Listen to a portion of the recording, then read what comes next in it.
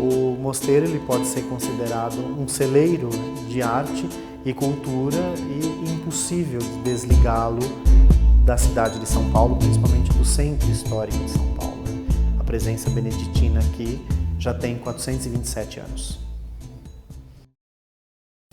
Eu sou o João Rossi, eu sou conservador, restaurador e museólogo. Eu cuido do patrimônio artístico e histórico do Mosteiro de São Bento aqui de São Paulo e das casas dependentes hoje tem quase 15 anos. A minha formação é voltada para o patrimônio histórico e a museologia, a conservação e o restauro. E fui restaurador durante uma época no Museu de Arte Sacra, mas aí, pelo aumento da demanda dos trabalhos aqui no mosteiro, eu tive que fazer uma opção, né? E a opção, de fato, foi o Mosteiro de São Bento, e aí, além da própria questão profissional, a questão afetiva também falou muito alto. O mosteiro, para contextualizar, ele surge aqui no local onde ele está hoje, em 1598, quando um monge chamado Frei Mauro Teixeira vem do Mosteiro de Salvador e constrói uma pequena ermida dedicada a São Bento. Onde essa ermida foi construída? Justamente nesse mesmo lugar. Essa já é a quarta edificação, porém essa ermida foi constituída na taba do cacique Tibiriçá. Nessa localização era onde no passado existiu a taba do Tibiriçá. Quando nós falamos do surgimento do mosteiro, ele está muito ligado à urbanização da cidade, né? Já desde anterior aos próprios jesuítas, à própria vinda dos portugueses, né? O mosteiro ele assume no finalzinho do século XVI uma localização onde nós podemos considerar, antes, né, da criação do colégio jesuítico, já um núcleo urbano em São Paulo de Piratininga, né? Povoado por povos indígenas. Então o mosteiro ele já começou ocupando esse espaço. O mosteiro ele é constituído justamente na taba do Tibiriçá e os primeiros beneditinos eles têm uma convivência muito harmônica com os povos indígenas, né? Eles dividem aí o mesmo espaço. Da primeira igreja do mosteiro não restou absolutamente nada, porque as sucessões de construções, né, elas vão modificando e havendo as melhorias e as modas, né, de cada período histórico e artístico. E em São Paulo não foi diferente, né? A segunda igreja, para substituir aquela ermida do Frei Mauro do final do século XVI, ela é patrocinada por um bandeirante, Fernão Dias Pais Leme. Ele constrói uma nova igreja, agora já em taipa de pilão e pau a pique, e constrói algumas celas para que o mosteiro seja ampliado, para que morem mais monges aqui no Mosteiro de São Bento. Uma das contribuições, além dessa contribuição de fato da construção da arquitetônica patrocinada pelo Fernão Dias, são algumas imagens que ainda estão no mosteiro, que fazem parte do patrimônio histórico e artístico da casa. Na igreja é possível as pessoas que vêm visitar o mosteiro verem as imagens de São Bento e Santa Escolástica, né? São duas peças encomendadas por Fernão Dias e fabricadas por um artista beneditino. Primeiro que nós temos a biografia chamado Frei Agostinho de Jesus. Essas peças elas foram feitas em 1650 para adornar o altar-mor da igreja construída aí na mesma década por Fernão Dias. Fernão Dias ele pede, né, em troca dessa contribuição para os beneditinos, para que fosse sepultado na igreja de sua construção. Isso foi respeitado, ele morre na região de Goiás e seu corpo, depois seus ossos, né, seus restos são trazidos de lá para serem sepultados na igreja dos padres beneditinos, cumprindo aí sua vontade em testamento. É bastante interessante a questão do mosteiro no contexto histórico, inclusive do Brasil, né? Aqui, no prédio anterior a esse, aliás, né? Houve uma tentativa de se aclamar Amador Bueno como rei de São Paulo. E Amador, assustado com toda essa situação e não aceitando, né, essa suposta traição com relação à coroa portuguesa, o Amador ele declina, né, dessa função e ele acaba que se escondendo no mosteiro até que a população, meio que enfurecida, se acalmasse para ele poder sair com segurança. Então o mosteiro acabou dando abrigo para o Amador Bueno nesse fato histórico que infelizmente hoje não é tão conhecido, né, pelos brasileiros, mas foi um fato importante aí que ocorreu e que envolve o Mosteiro de São Bento. E outros fatos históricos também abrangem essas edificações do mosteiro.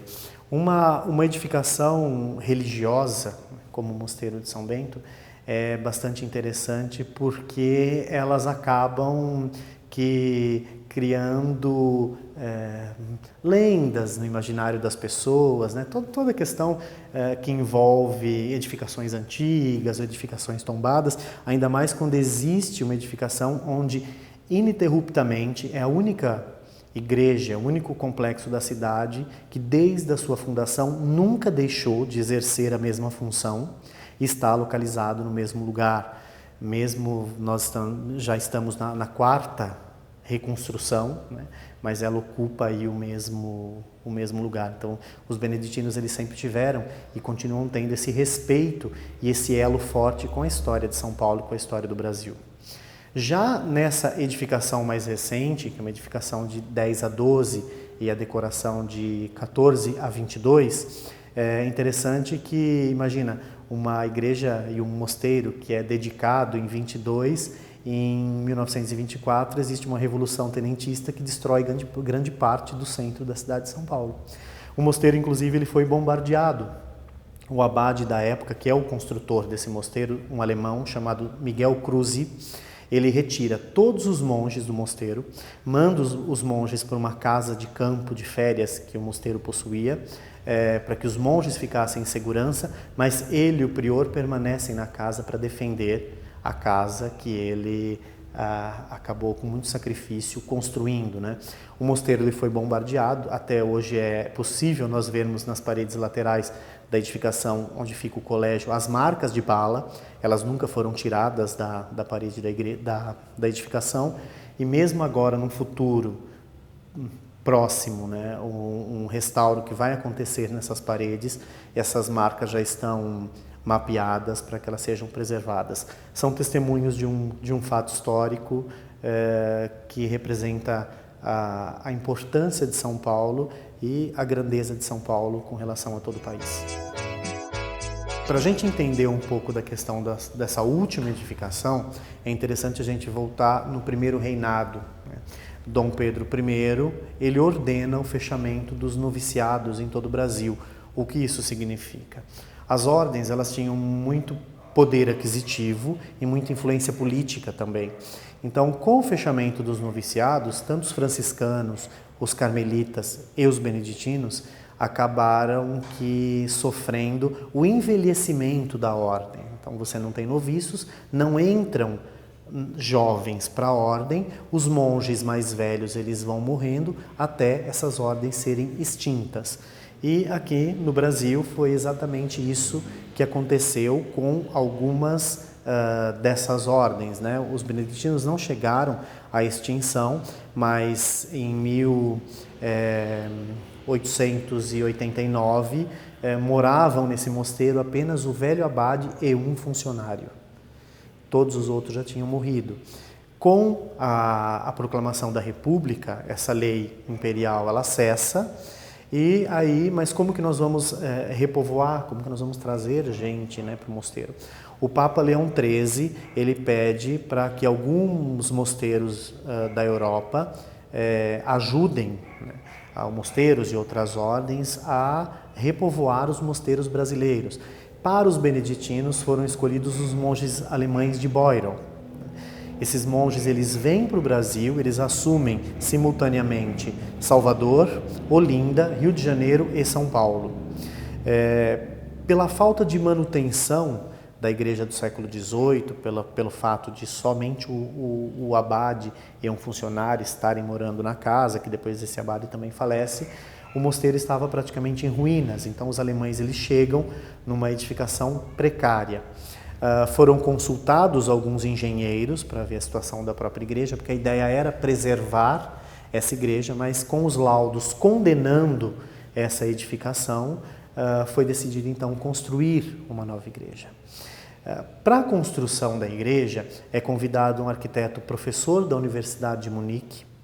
Ele faz as plantas, manda para o Brasil. Essa igreja ela é erguida em estilo românico e sem nenhuma pintura, né? No projeto do arquiteto de Munique, a igreja ela era somente a estrutura, ele projetou somente a estrutura. Aí a igreja precisava ser decorada, com o costume da época, né, das igrejas, com suas ornamentações. O abade construtor, Dom Miguel Cruz, ele vai a Monte Cassino fazer uma peregrinação ao túmulo de São Bento, e lá ele conhece um jovem monge belga chamado Adalbert Grechnit. Esse monge estava fazendo os baixos relevos da cripta de Monte Cassino. Dom Miguel Cruz fica encantado com o trabalho desse monge e convida para ele vir ao Brasil para fazer o projeto de decoração de toda a igreja que ele tinha finalizado a construção. Dom Adalberto vem para o Brasil terminando Monte Cassino a fim de projetar a decoração da igreja. E ele projeta essa decoração com a ideia de voltar para a Europa e um outro artista que estivesse no Brasil executasse esta obra. Porém, começam os rumores da Primeira Guerra Mundial e o abade de Dom Adalberto, ele pede para que Dom Adalberto não volte para a Europa. Nisso, Dom Adalberto fica no Brasil e, além de projetar as pinturas, ele executa essas pinturas, projeta, molda os metais, né, faz os moldes aí para as fundições. Esses moldes são mandados para a oficina beneditina de Marredsu, na Bélgica. Então, tudo que nós vemos de metal no interior da igreja, os castiçais, os adornos dos altares, os capitéis, isso tudo foi fundido em Marredsu. Ele desenha os vitrais, manda para Munique. Esses vitrais eles são confeccionados numa empresa chamada Meyer de Munique, uma empresa que inclusive existe até hoje, produz ainda vitrais. E esses vitrais eles vêm para o Brasil para serem montados. Dom Adalberto, além de tudo, desenha os paramentos, né, para a missa de dedicação da igreja em 22. Esses paramentos são bordados na Bélgica também e trazidos para o Brasil. E ele rege o coro em 1922 para a dedicação da igreja. Era um artista que nós consideramos um artista completo, né? Ele dominava a arquitetura, a escultura, a pintura e a música. Mas ele não fez, quando a gente vê a grandiosidade da igreja, nós temos ideia de uma equipe grande de trabalho. O Dom Adalberto decorou essa igreja num período de 8 anos, mais ou menos, ele e um outro monge ajudante chamado Clemente Frichu. Então, em 2 pessoas, eles trabalharam durante praticamente 8 anos para fazer toda a decoração da igreja. Ela é um exemplar que nós podemos considerar único no Brasil, é diferente de tudo que a gente tem. Tem alguns exemplares nos Estados Unidos, que Dom Clemente, ajudante de Dom Adalberto, vai para os Estados Unidos e pinta nesse mesmo estilo lá, e outros na Europa. É um estilo que nós chamamos de boironense, é uma arte tipicamente monástica, que ela nasce no século XIX, no mosteiro de Boiron, na Alemanha. E é interessante que é uma arte sóbria, né? Uma arte como que nós temos a ideia, né, da sobriedade da vida monástica, e a arte boironense justamente ela traduz isso. Na questão decorativa dela, nós não temos elementos para preencher espaço. Todos os elementos aplicados na arte, eles têm um simbolismo e têm uma leitura teológica. Então, nos quadros, por exemplo, se você vê uma flor, um lírio, aquele lírio ele tem um significado dentro daquele quadro. Tanto que é uma arte plana e que nós não temos paisagem, não tem profundidade, porque o que interessa justamente é a arte dedicada ao serviço da igreja, ao serviço da liturgia, à catequese. Os boironenses eles vão buscar isso no cristianismo primitivo. O que é uma arte boironense? O que nós podemos classificar? Porque a gente conhece muito o neoclássico, o barroco, o rococó. A arte boironense é praticamente a junção de 2 estilos artísticos, o egípcio e o bizantino. Os boironenses eles sacralizaram a arte egípcia, né? Transformaram, fizeram uma leitura católica da arte egípcia com elementos bizantinos, justamente para criar essa arte sóbria para traduzir de forma lógica e objetiva aí uma catequese. Aqui no mosteiro é o maior exemplar de arte boironense, ou aliás o único do Brasil, né, na grandiosidade. Temos outras igrejas de São Paulo que têm obras em inspiração boironense, mas não podem ser consideradas obras de arte boironense, e sim inspiradas, né, de outros artistas que beberam dessa fonte aí no século XX. O mosteiro é um mosteiro vivo, né? Hoje moram mais ou menos 40 monges na casa, e o mosteiro ele tem um colégio que é mantido pelos monges, também tem uma faculdade com curso de filosofia e uma padaria que também é muito famosa, produz aí iguarias com receitas muitas vezes muito antigas, né, que remetem aí à fama, né, da boa mesa monástica, da boa mesa dos religiosos, e isso tem sido feito a serviço do próprio mosteiro. É uma comunidade ativa, é uma comunidade que se reúne na igreja, as pessoas vêm e participam da missa com órgão, com canto gregoriano, a liturgia é sempre muito bem preparada. Então, o mosteiro é uma entidade religiosa, mas de um apelo cultural muito forte. As pessoas de São Paulo e fora de São Paulo também procuram o mosteiro por esses dois aspectos, o religioso e o cultural. Outro elemento interessante do mosteiro, a ligação, o elo, né, desde sempre com a cidade de São Paulo. Por exemplo, esse órgão que nós temos no mosteiro é um órgão alemão, Walker, de quase 7.000 tubos, e foi inaugurado em comemoração ao 4º centenário de São Paulo. É um órgão inaugurado em 1954. Né? O antigo órgão foi repassado para uma outra igreja de São Paulo na época e montado aí esse órgão que está em pleno funcionamento, e hoje é possível, inclusive, as pessoas virem para apreciarem concertos e outras apresentações fora mesmo dos horários dos ofícios religiosos. A igreja ela fica aberta de segunda a sexta-feira, durante o período das 6 às 18. Aos sábados ela fica aberta no período das 6 às 16 horas e aos domingos das 7 até às 13 horas. As missas também, as missas durante a semana são 7 da manhã, depois tem os outros ofícios dos monges, né, que eles celebram na própria igreja, e a missa mais concorrida é a missa dominical, às 10 da manhã, que é uma missa com órgão e canto gregoriano, que atrai muitas pessoas pelas duas funções, né, tanto a religiosa quanto a cultural. Hoje nós temos pensado em muitas ações conjuntas, inclusive com o próprio Café Gerondino, que tem nos apoiado bastante em vários eventos. O mosteiro ele tem produzido também alguns eventos voltados para a área cultural e para a área do próprio patrimônio, tanto que hoje nós oferecemos alguns cursos, né, pelo mosteiro, pelo colégio, pela faculdade, voltados ao patrimônio, de conservação e restauro, relacionados à museologia. Isso a nossa ideia justamente é formar uma mão de obra para que seja aplicada nos monumentos históricos, e nós temos contado com um apoio forte de outras instituições aqui do Triângulo, né? O mosteiro acaba meio que abrindo também as portas para estas instituições, para que outras pessoas venham, para que outras pessoas conheçam. O Triângulo ele é formado, né? A base dele são essas igrejas, né? Por isso que elas formam um espaço triangular, né? E essas igrejas elas estão aqui desde sempre e elas fazem parte aí do cotidiano e do dia a dia do paulistano, né? Você tem templos importantes, né, que conversam entre si e hoje tem dialogado muito com as necessidades da cidade, né, com esse inclusive apelo turístico, né, que a cidade vem tendo hoje. E as igrejas elas contam uma história, né, que vai muito além inclusive da história religiosa, né?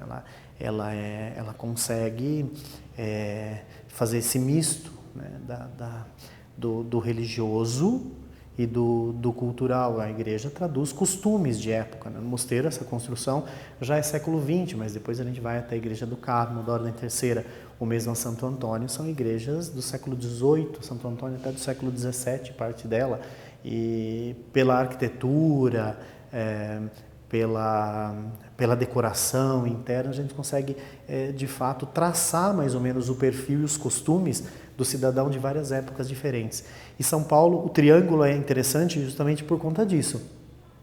Nós temos edificações de períodos diferentes, então é possível a gente contar um capítulo importante da história do Brasil, da história da arte sacra, da história da arquitetura, por essas igrejas. Por exemplo, nós temos Santo Antônio, que tem algumas coisas ainda do 17, o Carmo, que tem o esplendor do 18, né? São Paulo, uma ordem que tinha muitos recursos financeiros também, então você tem uma igreja que é um auge aí do século 18 em São Paulo.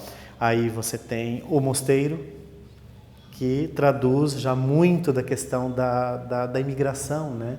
Ela vem com um apelo já bem mais europeu, justamente que traduz São Paulo no início do século XX, né? Quando o Estado foi dominado aí pelos imigrantes. E a Sé também é um outro exemplo disso, né?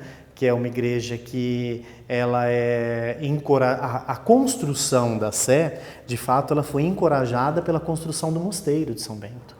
O mosteiro antigo, a demolição termina em 1910, e o Dom Miguel ele consegue erguer a igreja em 2 anos, de 1910 a 1912. Já vinha sido pensado uma sé desde o século XVIII, no bispado de Dom Lino Deodato, mas isso nunca, de fato, tinha se efetivado, né? Tanto que a sé ela não seria no Triângulo, a sé seria na Praça da República, né? O espaço reservado para a catedral já era na Praça da República na época do Império. Existia uma loteria para juntar recursos financeiros para a construção da Sé, e com a proclamação da República, essa loteria foi confiscada e foi construído o colégio ali na Praça da República ao invés da catedral.